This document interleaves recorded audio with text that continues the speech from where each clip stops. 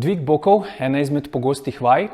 Z Lili pokaževa tiste glavne tehnične stvari, ki so pomembne pri izvajanju vaje, da je vaja prvo kot prvo učinkovita, drugo kot drugo varna predvsem.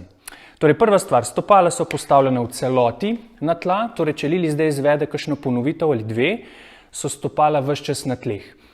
Takrat, ko želimo s to vajo aktivirati zadnjične mišice, želimo, da je celo stopalo na tleh. Predvsem še najboljše, da si pri tej vaji predstavljamo to, da Lili, ko izvaja vajo, si vizualizira, da ona stopali potisne čvrsto v tla. Niti ne razmišljamo toliko, da dvigujemo boke v zrak, ampak razmišlja ona, kako bo toliko močno potisnjena stopali, s celimi stopali, ne samo s petami, v blazino, toliko močno, da se potem boki dvignejo čisto kot logična posledica. Ok, kar greva dol. Zdaj, tukaj lahko prilagajamo širino. Velikokrat, koliko široko mora imeti stopala.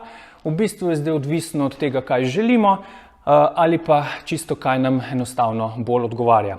Torej, lahko da Lili širše stopala, vaja izgleda enako, lahko damo stopala ožje, spet enako. V vsakem primeru, ne glede na to, koliko so stopala široko, princip je vedno isti, odrivamo skozi cela stopala v tla.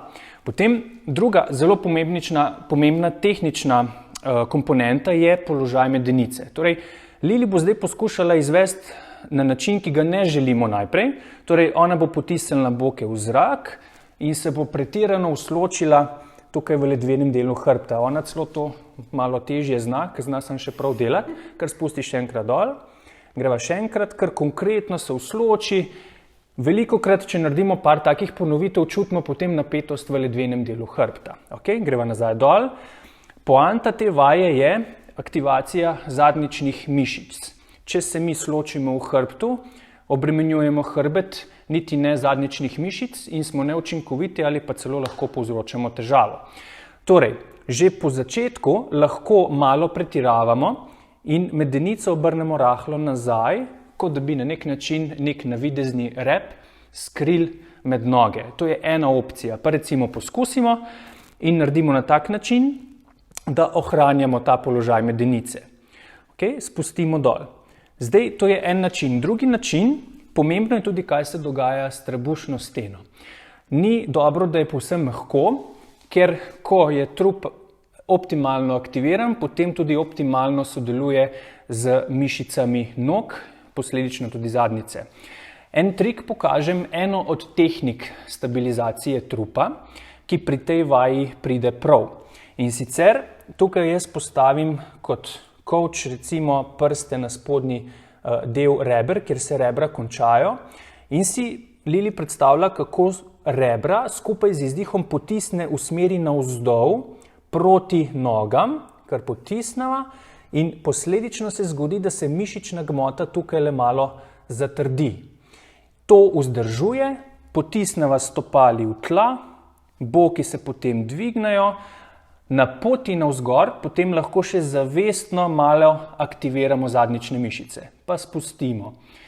Če je tehnično zadeva malo težja na začetku, je najboljše, da se lotimo izvedbe na tak način, da to naredimo, spet dvignemo boke, in v zgornji poziciji zadržimo za par sekund, 2, 3, 4 sekunde, da lahko dobro zavestimo, da začutimo, da je medenica v nevtralnem položaju, zadnjica napeta, trup aktiven, teža razporejena preko vseh celih stopal. Spustimo dol.